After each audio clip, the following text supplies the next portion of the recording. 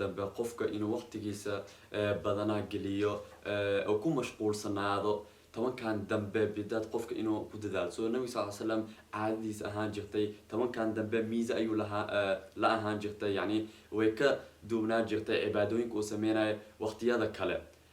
habeenadii dhan ayuu dhafri jiray khayr iyo cibaad ayuu dhafri jiray nabi sallallahu alayhi wasallam sidoo kale ehelka ayuu soo toosin jiray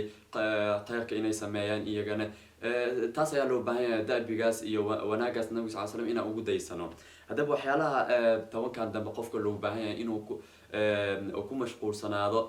ayaa waxaa kamid ah istighfaarta inuu badiyo quraan akhriska inuu badiyo ku tadabburkiisa inuu badiyo yani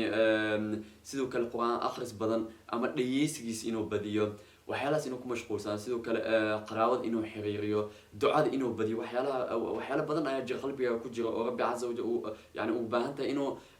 ducadaas ka ajiibo waa waqtiga yani rabbi azza weydiisan lahayd ducada ka ajiibi lahaa